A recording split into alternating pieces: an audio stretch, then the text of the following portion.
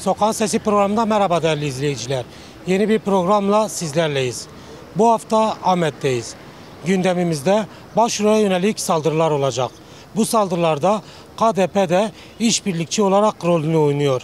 Halka KDP'nin oynadığı bu rolü de soracağız. Programımız başlıyor.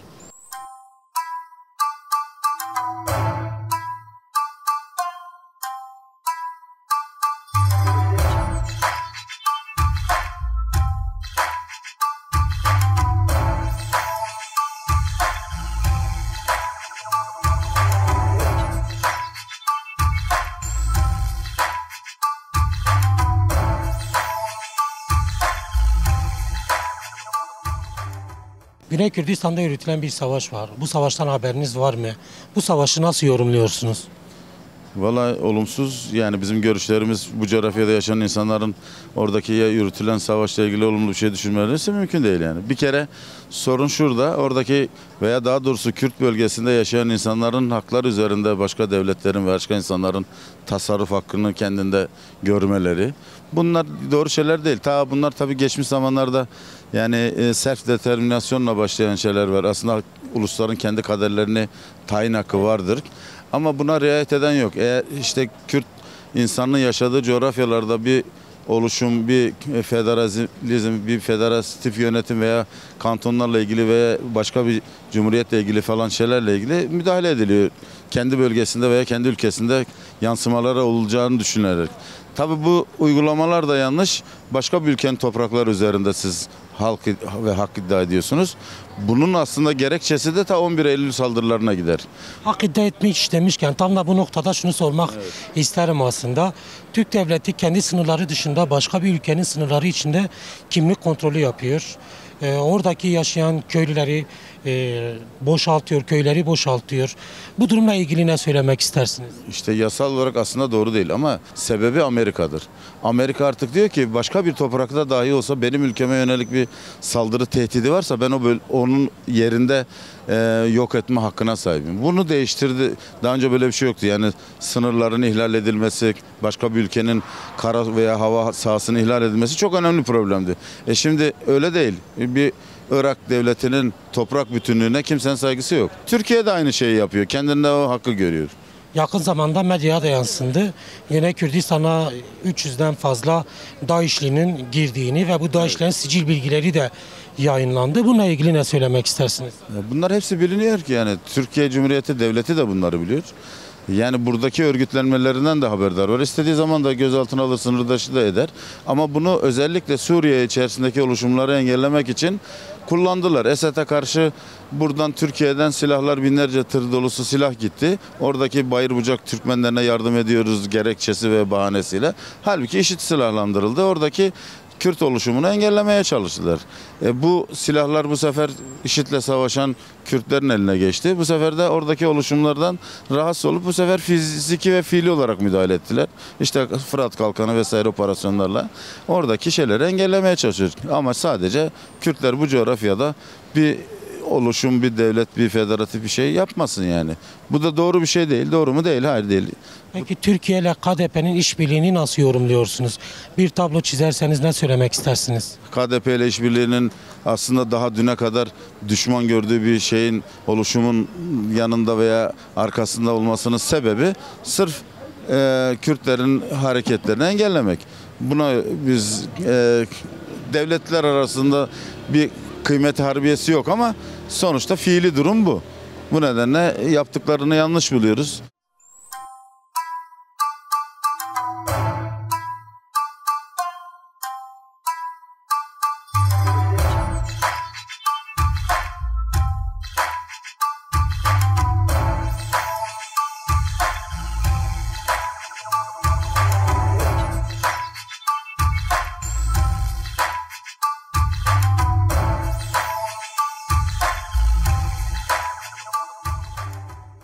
Güney Kürdistan'da yürütülen bir savaş var. Bu savaşı nasıl yorumluyorsunuz?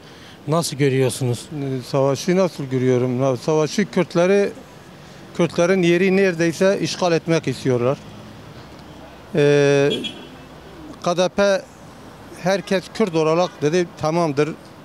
İyi bir insandır. Barzani'nin oğludur. Mustafa Barzani'nin oğludur. Kalktı, en büyük hain insan o çıktı. Türkiye'den ve dünyadan kendi ırkına düşman olan odur. Yarın öbür gün onun üzerine döner. Onu da tutar, onu da yerini hepsini alır. Peki Türkiye ile KDP'nin işbirliği hakkında ne söylemek istersiniz? Ya bendesin ya düşmansın. Özgür insan kimse yok. Herkes haksızdır. Ben onun tarafıyım, ben haklıyım. Ne desem, ne yapsam haklıyım. Ama onu tarafı tutmadıktan sonra ben düşmanım. Ya bendensen ya düşmansın diyor. Yani özgür, kendi iradına göre kimse diyemezsin. Eğer ben senin fikrine göre yaşıyorsam niye başka parti kuruyorlar Türkiye'den? Niye başka iş yapıyorlar? Niye sendika kuruyorlar? Gerek hepsi bir kişinin fikrine göre hareket etmesi lazım. Bir kişi de olmaz.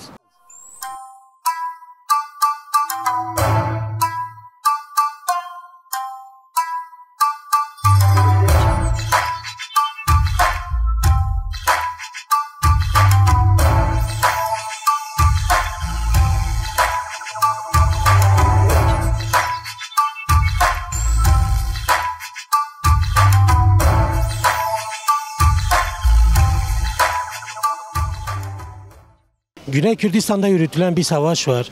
Bu savaştan ne kadar haberiniz var? Bu savaş hakkında ne düşünüyorsunuz? Vallahi bu Güney Kürdistan'daki olan savaş biliyorsunuz KDP'nin şeyle oluyor, eliyle oluyor daha doğrusu. Az çok haberimiz vardır yani, haber alıyoruz. Gerek basında olsun, gerek diğer şeylerde olsun, sosyal medyada olsun haber alıyoruz. Aslında olmaması gereken bir şeydir. Yani bu bir Kürt sorunu var. Bu Kürt sorunu savaşla sonuç alacağı mümkün değil. Aynı zamanda savaşın barışla olur. Kan dökülmemesiyle olur. Şimdi burada bir halk var. Bu halk Kürt halkıdır biliyorsunuz. İşte bu konuda savaş olmasa da iyi olurdu. Barış var iken demokratik yollarla çözülmesi gerekir. Peki Türk devleti Güney Kürdistan'da kime karşı savaşıyor? Ne için işgal etmek istiyor?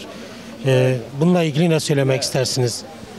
Kürdistan'daki başvuru Kürdistan'daki işte savaş milli sınırlar diyor ya, milli sınırlar. Herhalde yine oralara girmeyi istiyor. Oraları işgal etmeyi istiyor. Kendi Türkiye sınırlarına dahil etmek istiyor. Biz bu şeyle bakıyoruz. Bu gözle bakıyoruz. Bu düşünceyle bakıyoruz. İşgaldir bir nevi. KDP'nin eliyle savaş başlatılmıştır. İşte KDP de kendi menfaati düşünerek ben varım. Şeyhlik ağalık kurumudur. Onlar için Kürdistan önemli değil. Onlar için kendi menfaatleri, kendi şeyleri önemlidir. Her şeyden önce onların menfaati ön plandadır. Diyeceğim bu kadar. KDP demişken Türkiye KDP işbirliğini nasıl yorumluyorsunuz? Bir tablo çizmek istersiniz, ne söylemek istersiniz? Vallahi olmamasıyla gerekir. Yani işbirliği olmaması, eğer Kürtlerle işbirliği yapıyorsa Kürdistan'da Türkiye'de Kürtler var. Kürtlerle yapabilir, diyaloğa geçebilir. Bu barışın sonuçlandırılması için buradaki Kürtlerle yapılması gerekir. Öyle bu şekilde düşünüyorum. Son olarak biliyorsunuz 90'larda Kuzey Kürdistan'da da köyler boşaltılmıştı, yakılmıştı. Şimdi ise aynısı Güney Kürdistan'da gerçekleşiyor. Oranın yerli halkı 300'e yakın bir köyün boşaltıldığı söyleniyor. Aynı zamanda YNK'nin sözcüsü de boşaltılan köylere DAEŞ'lilerin yerleşebileceğinin kaygısını dile getirdi. Siz bu konuyla ilgili ne söylemek istersiniz? Basının dediğine göre çok DAEŞ çeteleri getirilmiştir. Her ne kadar diyor biz DAEŞ çetelerine karşıyız. DAEŞ çeteleri terör örgütüdür. Ama buna rağmen yine bakıyorsun bir şekilde destek veriliyor. KDP'nin eliyle. Bu DAEŞ'in getirilmesi KDP'nin de haberi vardır. Son olarak bir çağrınız, bir mesajınız var mı? Çağrımız barıştır. Barıştır. Demokratik bir şekilde, demokratik konfederalizm, demokratik cumhuriyet ekseni etrafından barışın gelmesidir. Kürtler, hele Kürtler arasında çatışmanın olmaması lazım.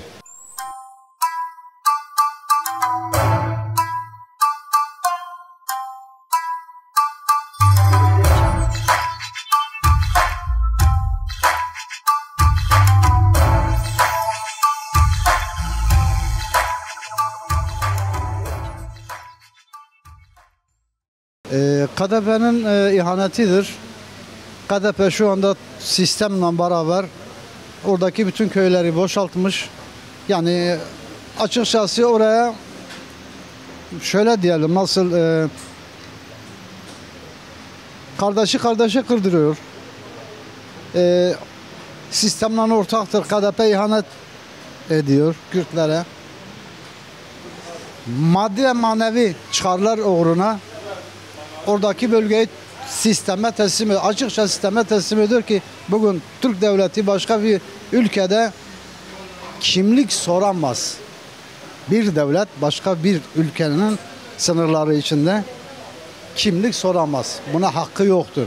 Ama KDP buna izin vermiş. Yani orayı teslim almış. Şu anda KDP ile beraber orayı teslim almış. Ve KDP'nin en yaptığı en büyük ihanettir Kürtlere. Demesin biz kardeş kardeşe kırdırmıyoruz. Yok bizde ihanet yoktur. Şu anda dünyanın en büyük ihanetini KDP yapıyor Kürtlere.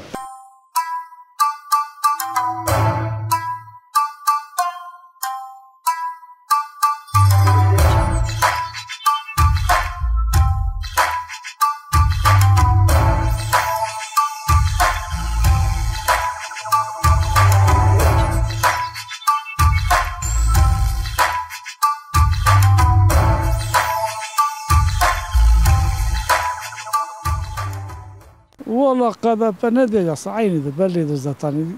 Belli olan nedir işte? Belli olan nedir işte görürsen zaten bir Tayyip Erdoğan'a görüşü bir orada şöyle.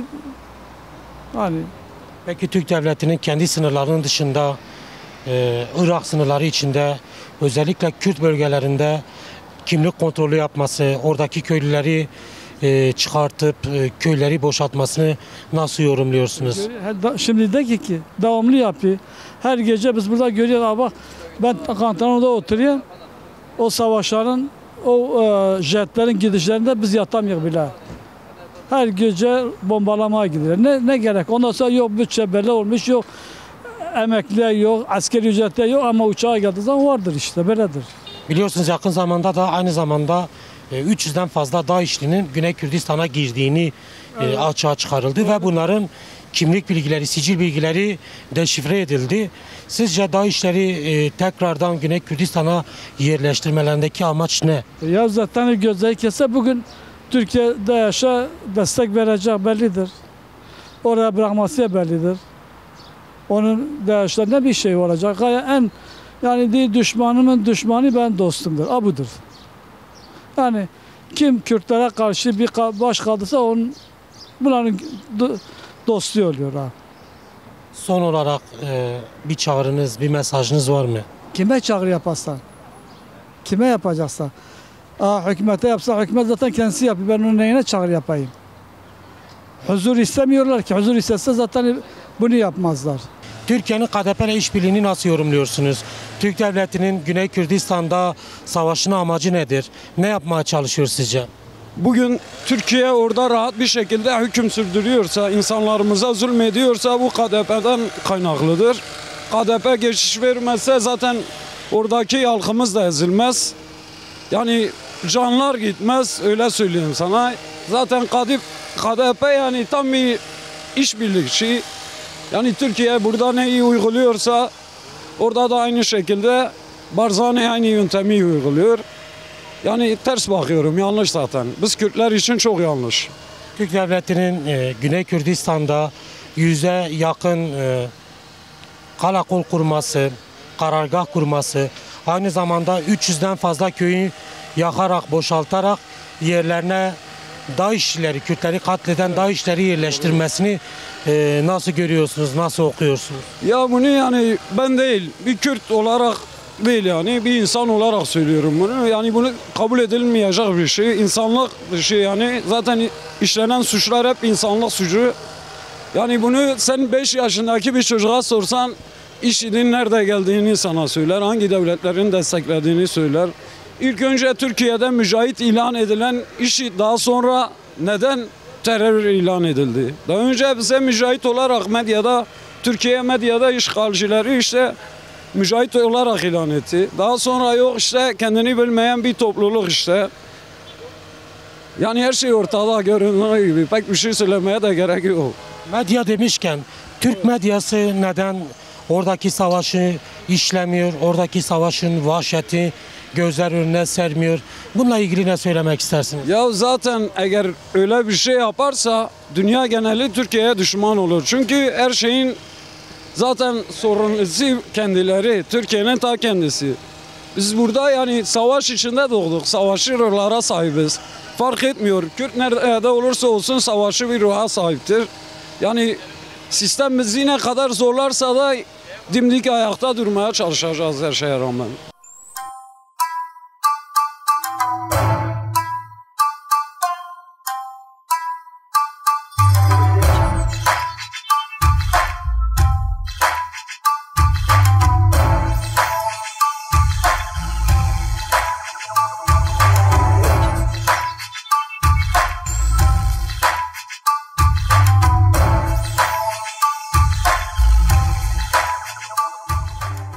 Güney Kürdistan'da yürütülen bir savaş var. Bu savaştan haberiniz var mı? Nasıl görüyorsunuz bu savaşı? Bu savaşta haberim var. Bu savaşta Türkiye'yi bitirir.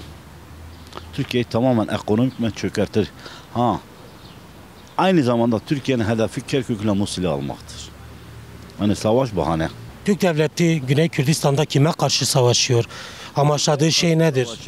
PKK'ya karşı savaşıyor ama onu başaramaz. Çünkü PKK öyle basit bir yapı değil. Hani sıradan bir örgüt de değil. Bu örgüt 40 yıldır bu savaşı yürütüyor. Ve çok şeyler de başardı yani. En azından Kürt halkını uyandırdı. Türkiye amacı orayı ele geçirmektir. PKK ile savaşmak değil. Amacı Kerkük'ü, Musul'ü, Sincar'a gidip ele geçirir. Peki Türkiye ile KDP'nin işbirliğini nasıl görüyorsunuz? Buna ilgili ne söylemek istersiniz? Şunu söyleyeyim, ben tabiri caizse banal bir cevap vereceğim, hoş değil. Yani KDP kendini satıyor, lafın kısası bu. KDP dedi Türkiye'ye ben yanaşayım, yaranayım. Ülke benim olsun, ben yiyeyim, içeyim. Çünkü KDP'de bugün Mesrur Barzani'ye bak, Naçirvan Barzani'ye bak. Amerika'daki villalarına, malikanelerine bakın, aklınız hayaliniz durur. Yani Kürt davasıyla değil, Kürt devletiyle alakası bile yoktur. Türk devletinin kendi sınırlarının dışında kimlik kontrolü yapması, orada kendi sınırlarının dışında yaşayan köyleri boşaltması hakkında ne söylemek istersiniz? Abi Türk devleti bugün yayılımcı bir politika izliyor. Artı faşist bir devlettir. Ezelden beri ırkçı bir devlettir. Söz konusu Kürtler olduğu zaman valla köyleri de yakar. Nasıl burada 4800 köy yaktıysa orada da köyleri yakar. Kimlik kontrolü de yapar. Karşı geleni de öldürür. Adana gündeyle vesikülü peşmergeleri vurdu. Bombaladı. Ne oldu? Ne oldu? Kim ne yaptı? Mesut Barzani bir cevap bile veremedi. Yani Kürtler söz konusu olduğu zaman Türk devleti kadar faşist, gaddar ve ırkçı bir devlet yoktu dünyada. Son olarak biliyorsunuz medyaya da yansıdı. Oraya yerleştirmeye çalışan 300'den fazla DAEŞ'linin sicil bilgileri, kimlik bilgileri açıklandı. Bununla tekrardan DAEŞ'le ne yapılmak isteniyor? Ne yapmak istiyor? Suriye'ye ele geçti. Suriye'deki olan oluşumu dağıtıp ondan sonra onu aklınca kendi zihninde DAEŞ'i oraya yerleştirdiği zaman Kürtlerden daha iyidir. Ama bilmiyor ki sonuçta köpeği sen kuduz edersen dönür sana ısırır. Bunu bilmiyor. Bunu da biliyor aslında farklı istemiyor. Kürtlerdense onları tercih ediyor. Halbuki Kürtlerle birlik olsaydı bugün dünyaya meydan okuyabilecek bir güce ulaşırdı. Biliyoruz şu anda Türk devleti Kürtlere karşı bir yok etme politikası yürütüyor. Şu anda KDP'de bu değirmene su taşıyor. Yani KDP olmazsa Türk devleti orada hiçbir şey yapamaz. Ama KDP'nin sayesinde şu anda Türk devleti orada Kürtleri yok etmeye çalışıyor, öldürmeye çalışıyor. Yakın zamanda Güney Kürdistan'a yerleştirilen ve sicilleri de açıklanan 300'den fazla bir DAEŞ'li olduğu söylenildi. Bu savaşın seyrini nasıl değiştirir? Bunlar ne yapılmak isteniyor? Ne amaçlamak isteniyor? Yani bu son dönemlerde Türkiye'nin paralı asker, ondan ziyade Suriye'den kaçan göçmenlerle, Afganistan'dan kaçan göçmenlerle ve DAEŞ'in o barbarlarıyla bir savaş yürütmeye çalışıyor. Ve bunun bir sonuç alacağını da hiç zannetmiyorum. Yani eğer kendin için savaşıyorsan kendi değerlerin olacak, kendi kriterlerin olacak. Ama kalkıp dışarıdan getirdiğin adamlarla, paralı adamlarla sen nereye kadar savaş yürütebilirsin? Onu da idrak edemiyorum. Çünkü bir yerden sonra bırakıp gidecek.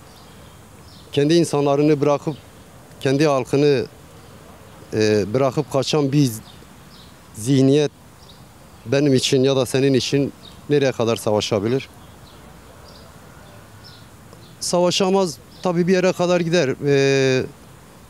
Bir zayiat ortaya çıkar ama sonuçta onlar da bırakıp gidecekler. Ve Türk devleti orada tek başına kalacak. Türk devleti demişken, Türk devletinin kendi sınırları dışında başka bir ülkenin sınırları içinde kimlik kontrolü yapması, orada yaşayan halkı, köylüleri uzaklaştırıp köyleri boşaltmasını nasıl yorumluyorsunuz? Bununla ilgili ne söylemek istersiniz? Kesinlikle bu işgaldir. Ben buna işgal diyorum. Yani kendi sınırların dışında kalkıp başka bir ülkenin sınırları içinde kimlik kontrolü yapıyorsan, göç kontrolü yapıyorsan bu kesinlikle bir işgaldir. Tabii o ülkenin de buna göz yumması, bu da ayrı bir şey. Özellikle Kürtler açısından, Kürtlerin yani KDP şeyinden diyorum, ihanetini ortaya çıkarıyor. Ya da satılmışlığını bilmiyorum artık Türkiye ile ne kadar bir çıkarı olduğunu. Kesinlikle bu da çıkar para, yani menfaat ilişkileridir, para ilişkileridir.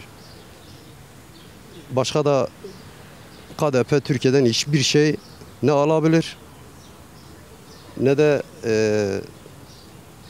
dayayabilir. Son olarak anlattıklarınızla ilgili bir çağrınız, bir mesajınız var mı? KDP'ye çağrımız budur. Derhal bunu bıraksın. Bu ihanetten vazgeçsin. Yani bu tarihte en büyük bir lekedir ve hiçbir zaman silinmeyecek.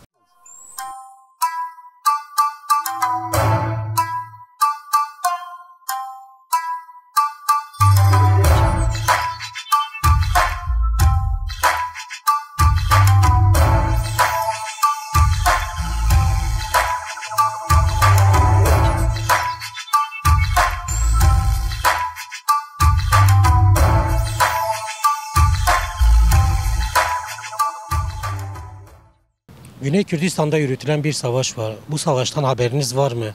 Bu savaşı nasıl yorumluyorsunuz? Bu savaş, hani ismini savaş olarak ben nitelendirmiyorum. Bu bir soykırımdır. Orada kullanılan kimyasal silahlar var. Orada ölen masum çocuklar var. Gözü yaşlı analarımız orada. Burada sosyal medyalarda takip ediyoruz. Çok barbarca ve vahşice katlediliyorlar. Ve tüm insanlarımız hepsi bunlara sessiz kalıyor. Kesinlikle insanlarımız bir nebze de olsa seslerini çıkartması bunlara bir umut, bir ışık olacağına kanaatindeyim, inancındayım. Ve herkes şunun sanki böyle bir koyun gibi hepsi uyumuş. Hiçbir tanesinin sesi çıkmıyor. Her ne olursa olsun her bir Kürt gencinin sesini çıkartması lazım. İlla ki eline bir silah alması değil, bir nebze de olsa hani sesini yükseltmesi lazım. Kürtlerin ölümüne herkes göz yumuyor. ve bunu kabul etmiyoruz kesinlikle. Peki Türkiye ile KDP'nin işbirliğini nasıl yorumluyorsunuz?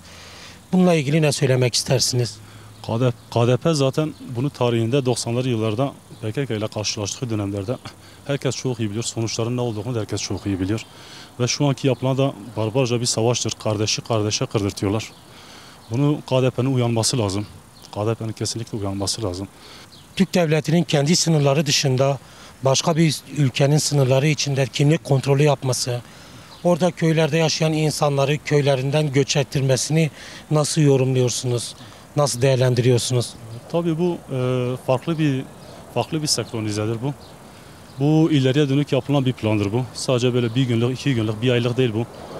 Bu toprak gaspına girmiştir bulunmaktadır bu. Bu ilerleyen düşünen ülkenin, Türkiye Cumhuriyeti'nin ülkesine kendine başka bir toprak kazandırmanın peşindedir. Tabii bunu farklı bir şekilde yapıyor. Hani orada katliamlara şahit oluyoruz ve herkes bunları görüyor. Hani orada yapılan illegal şeyler var. İllegal şeyler var ve bunlara tüm dünya sessiz kalıyor. Hiç kimse sesini çıkartmıyor ve burada biz de sesimizi çıkarsak belki bu yaptığımız röportajlardan dolayı belki bizi cezaevine atacaklar. Sadece özgürlük dediğim için ben 10 senemi feda ettim. 10 senem cezaevinden geçti. Sadece özgürlük dediğim için. Burada Kürt halkının burada olsun, Rojava'da olsun, Afrin'de olsun, Suriye'de olsun, Irak'ta olsun vesaire nerede olursa olsun sadece tek isteğimiz nedir biz Kürtler? İnsanca bir yaşam istiyoruz. Kardeşçe bir yaşam istiyoruz. Kimseyle öyle bir kavgalı mavgalı istemiyoruz. Sadece bunu anlatmak istiyoruz ve bunu anlamıyorlar. İnsanca bir yaşam olsun. Kürt halkının tek bir isteği insanca bir yaşamdır.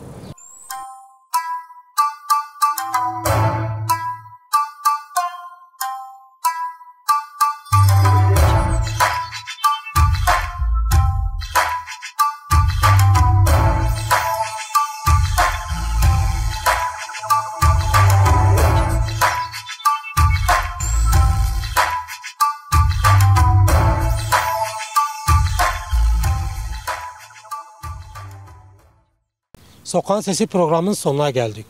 Bu hafta Ahmet'teydik. Gündemimizde Başur'daki saldırılar vardı. Mikrofon uzattığımız Ahmetliler bu saldırılara karşı tepkiliydi. Halk aynı zamanda KDP'nin işbirliği yürütmesine karşı da tepki gösterdi. Haftaya yeni bir programda görüşünceye dek hoşça kalın.